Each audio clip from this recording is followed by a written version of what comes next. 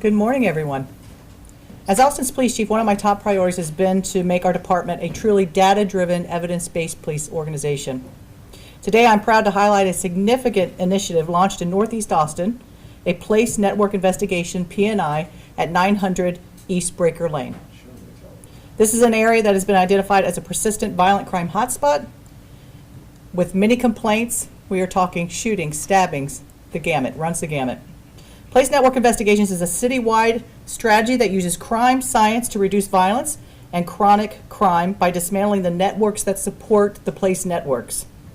This focuses on geographically small locations, small areas, and persistent violent crime known as hotspots, which are believed to be indicators of underlying crime place networks. So we're looking at the place and we're looking at the people in these locations. These networks are made up of specific locations used by offender groups for illegal activities, often facilitating illicit markets and violence. You're going to be hearing from Commander J.J. Schmidt, who will explain how this initiative worked and how it was carried out, why it represents a turning point in the way we address crime here in Austin. But I want to thank everyone who collaborated in this effort. It was a big deal, and so that's why we have this lineup here for you today.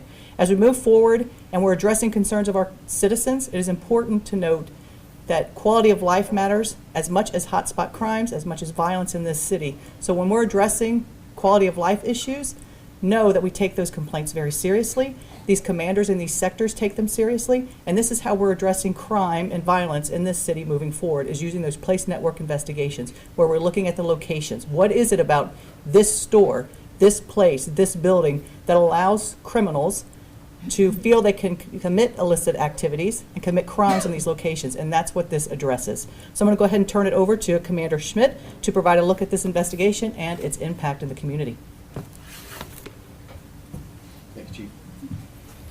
Well, good morning. As Chief said, my name is J.J. Schmidt. I have the honor and privilege of serving as a commander for Northeast Austin Edwards sector. Today, first I want to show you a first slide and kind of tell you how we got here today, why we're here, and why law enforcement's involved. This will give you an overview of the area that we're highlighting. 35 runs north and south on the left side of your screen. Breaker Lane, the complex we're going to focus on is just east of IH-35. You have some large stores that you can see from the roadway, Northern Tools, Ducati, but the area we're going to concentrate on is in that yellow box there to the right. On the right side of the screen, you have a legend that kind of outlines the different businesses that lie within this complex. That specific site is 900 East Breaker. Directly behind that, you have an apartment complex, Walnut Creek Apartments, where you have a lot of multi-family housing and a lot of residential concerns, obviously from the businesses we're going to discuss today. And then directly across the street from Breaker Lane, you have a Valero and a QT. I think it's important to understand in the strip center we have Diablos, which is a sexually oriented business. We have Michelobos, which is a bar. We have an event center and also have a game room. All the businesses that are in that I just mentioned that are highlighted are connected. They're the connected network through management. Our district representatives proactively went out to this property over a year and a half ago to help these businesses look at their environmental concerns. Is there anything we could address with the lighting? Is there things that we can change with the security and access to the parking lot? So after that work was done, I'm going to go to slide 2 and show you what some of our call data looks like. This call data goes back to March of 2023 when Michelobos opened. You can see that we had an extremely high volume of calls, 430 calls for service for the Austin Police Department just at 900 East Breaker.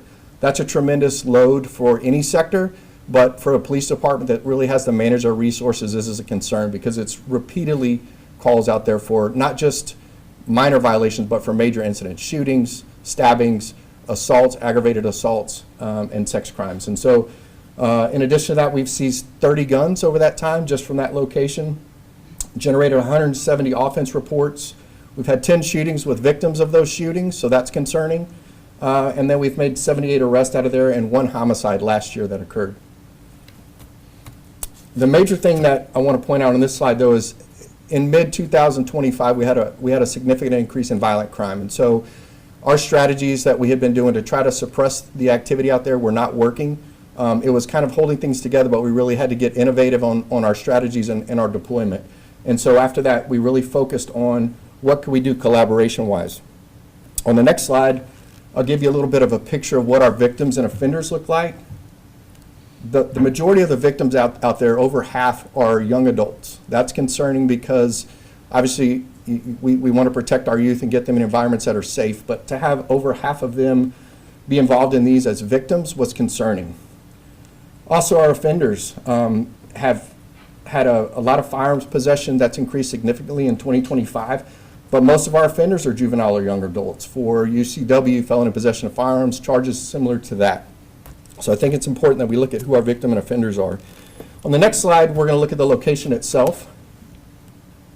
This is a sample of what the parking lot might look like on a busy night. This is pretty representative of all that. Again, it has one bar, one strip club, an event center, and traffic will come to this location from other parts of town, especially at bar closing. So maybe you have a crowd that's on 6th Street. They migrate up to this location at 2 or 3 a.m. Compounds the problem, and so we had to look at our time of day and when our calls were. And again, we're seeing several young adults that are victimized out there. The biggest part was, and I talked about the apartment complexes, there's other businesses around there that are trying to do legitimate operations, and we heard over and over the community concerns about the noise, about the violence. There was a Jack in the Box that was in the parking lot that shut down about a year ago. The apartment complexes have difficulty in some of the adjacent apartments to that complex just because of the violence. And so for us, the increase in violence, the increase in community concerns is something that we had to address. So what are we doing? What did we do? On our next slide, we gathered the intelligence. We had some incredible analytic work done by our analysts to put together the stats, time of day and everything else, but we formed our team. And so you see depicted here on the screen, these are the individuals that came to the table to help us solve this problem because of the areas that we identified through that detailed analysis. Our enforcement efforts continued while we worked on the major plan, but on September 26th, we executed a search warrant on Diablos. That's the property I discussed earlier. The team included a lot of departments within inside APD, our Northeast Patrol Division, Edwards Sector, our Organized Crime, SWAT Division, our district representatives, and our North MetTech and Victim Services teams. In addition to that, we had our city legal representation and representatives from the Austin Fire Department, Fire Marshal's Office, as well as code enforcement. A big partner in this as well was TABC, and we also had assistance from the FBI. The results of that search warrant that day, we made 3 arrests. 2 TABC can speak to in just a minute, involved serving illicit beverages at the location, and 1 was for a felony warrant for possession of controlled substance. We seized evidence that was listed in the search warrant. And some of that included illegal gaming machines, 8-liners. And then TABC and the Fire Marshal also observed violations and responded accordingly, as well as code enforcement. Moving on to Michelobos, they were served administrative orders from TABC, and again, an inspection was conducted by our code enforcement and Fire Marshal with additional violations there as well. Before I turn it over, I just want to recognize these partners for the collaboration, the dedication. The officers with the Austin Police Department have been going out to this location tirelessly for years. And so assembling this team allowed us to really come up with a plan to attack that. And so we've done that. I want to thank the analysts that put this incredible work together. But everybody that you see on the screen has had a major part of pulling this operation off together. And lastly, I want to thank our public, because we heard the community concerns, as Chief spoke to. We are data driven, but our core mission is to keep you, your family, and our community safe through innovative strategies and partnerships and engagement with the community, and that's what we did in this incident. So I'm hoping as we move forward, this is going to be a model that we deploy across the city to fight our other areas. But I encourage the public, don't get discouraged, continue to call and report those violations so that we can respond accordingly. And with that, I'm going to turn it over to TABC Chief Ron Swinson. Thank you, Commander.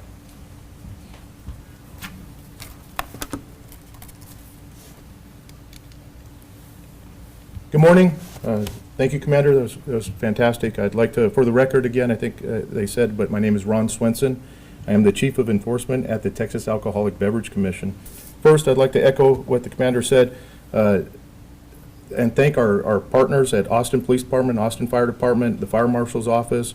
This investigation is proof of the great things that can happen when local and state agencies work together to protect communities from crime. Especially, I see that the FBI was also involved, so when you get your state, federal, and local partners together, I think that is fantastic. I hope this sends a clear message to bad actors who think they can circumvent the alcoholic beverage code laws and sell alcohol illegally or without a permit. During this operation, 2 employees at Diablo's were arrested by TABC. Diablo's is an unlicensed location, and the 2 employees were selling alcohol without a permit. TABC also issued a 90-day emergency order at Michelobos, a bar in the same shopping complex. This effectively keeps them from operating until a trial can be held at the State Office of Administrative Hearings. That hearing is coming up very soon. Emergency orders are issued under Section 11.614 of the Alcoholic Beverage Code and are used for serious public safety violations that require immediate action. This is ongoing. The administrative hearing hasn't been heard, so I can't get into a lot of the details, but I can say that the 2 people that were arrested were charged with violations of the Alcoholic Beverage Code, sale without a permit, and we did seize significant amounts of alcohol from both locations. The licensed location was storing their alcohol off the premises, which is a violation of the Alcoholic Beverage Code, and the other location obviously does not have a permit. Therefore, they could not have that alcohol there and be selling it, which resulted in the criminal charges on the 2 employees. Subject to that, I would just want to close with letting everyone know that thank our law enforcement partners, the fire marshals, the feds, and I think one thing that was noted by the commander is thank you to the community for bringing this to our attention, and I'll turn it over to the fire department.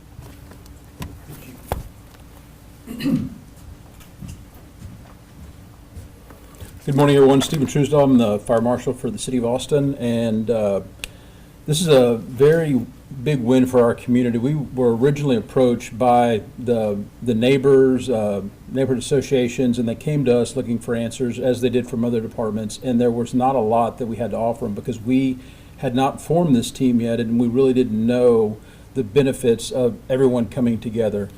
So when they were voicing their concerns, we started to meet and try to decide what we could do. Initially, the fire violations were having minimal impact on the operations of the business, but then this initiative created a roadmap of how we could effectively work together to make those violations more impactful. There's many times when we go to these businesses, we write these citations, and it's just a cost of doing business for that location. They simply take the citation, pay it or contest it, and they move on. But it really doesn't have an impact on the operation. We can go back the next week or the next day, even sometimes we find the same violations over and over again. So on September 26th, as the commander said, we all joined together, and the Austin Fire Department identified 18 violations and issued 18 citations for those violations. And then we also assisted with some specialized equipment with the seizure of the cash machines, so we were glad to be able to help with that. And this combined effort, along with the law department, the code, all the other partner agencies, allowed us to come up with a roadmap that we're going to hopefully be able to use in other similar circumstances throughout the city. And I just want to thank everyone for their efforts. This has been a big turning point in addressing these types of businesses in the city of Austin.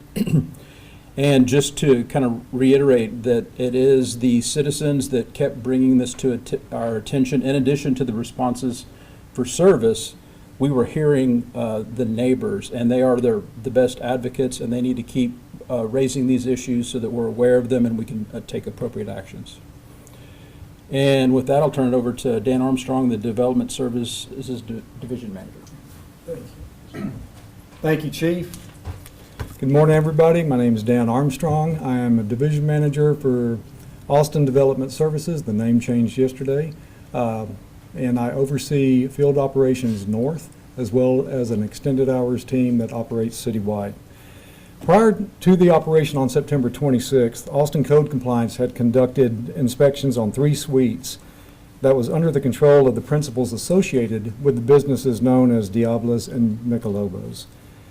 During those inspections, Code Compliance discovered code violations associated with the International Property Maintenance Code, the Land Development Code. Those are typically known as zoning cases or operating without permitted use, and the International Building Code. Of those violations, Code Compliance escalated 19 cases through the department's Case Review and Escalation Division. With those escalations, the cases are being processed to be heard in Austin Municipal Court. On the day of the operation, September 26th, Austin Code Compliance determined that the previously documented code violations in areas that were accessible to us on the day of still exist, and our inspections associated with the overall code investigation will continue. And finally, Austin Code Compliance will continue to collaborate with the city's public safety departments in the interest and safety of the community we serve. And with that, I'd like to pass the floor to Austin Law Department's Criminal Prosecution Division Chief, Bianca Benson. Thank you.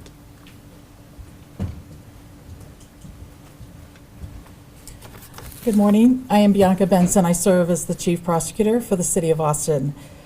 A nuisance abatement action has been filed against the property owners at 900 East Breaker, citing 93 abatable criminal offenses. A nuisance abatement action alleges that a property is a public nuisance due to the level of criminal activity allowed to occur on the property. We are also seeking a temporary and permanent injunction to prevent these businesses from continuing to operate in the future.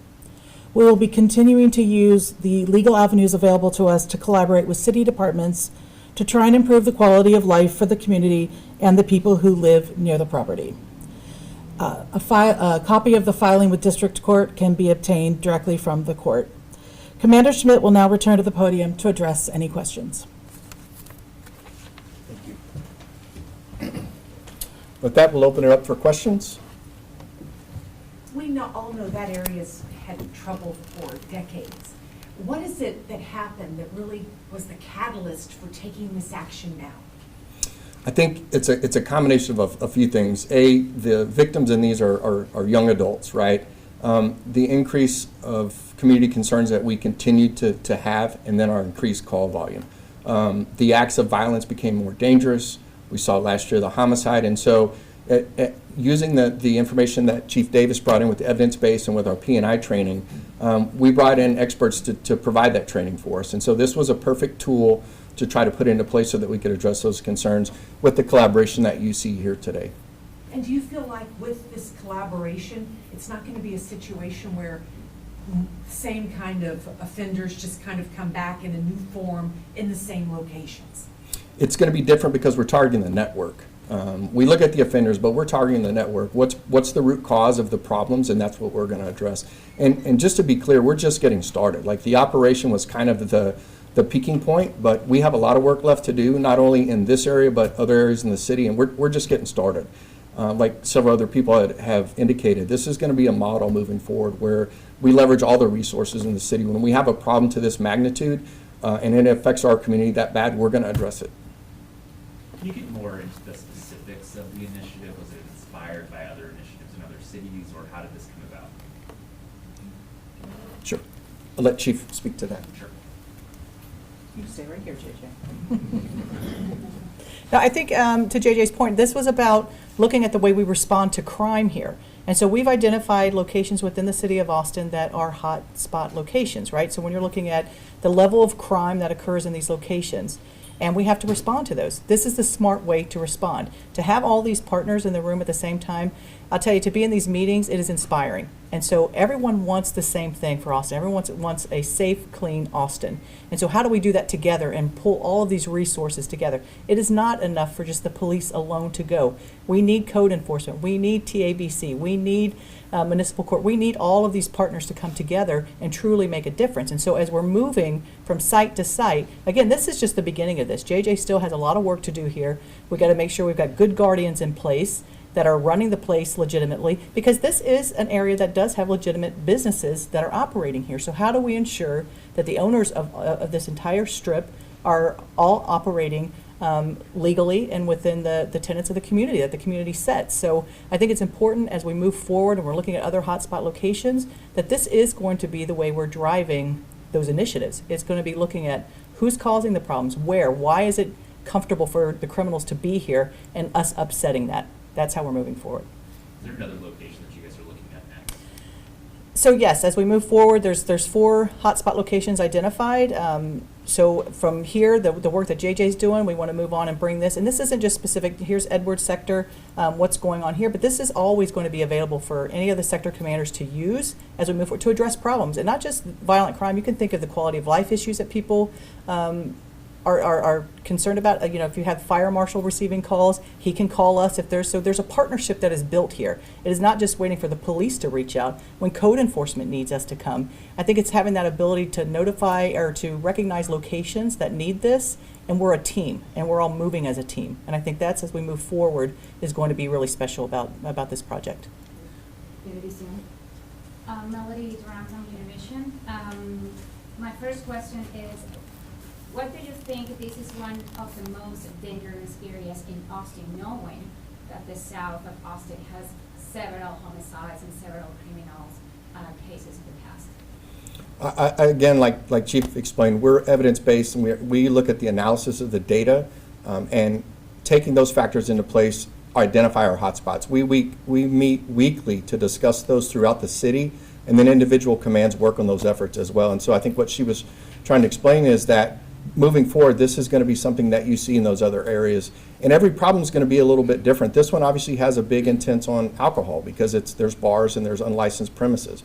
But other areas are going to have quality of life issues that may not even involve alcohol. And so as we move forward, we'll use our data to decide where those hotspots are, and then come up with a plan based on the data. Can you confirm what type of business Diablos was? Diablos is a sexually oriented business, a strip club. Okay, yeah, I just want to clarify that. And on the other hand, were the people who were arrested, they were Hispanic immigrants? I'm not aware of any immigrants arrested. The individuals we all had are all U.S. citizens. One was for a warrant out of Florida for possession of a controlled substance, and the other two were employees of the business that TABC spoke to about selling the illicit beverages. Great. John, with Spectrum News, you mentioned specific businesses.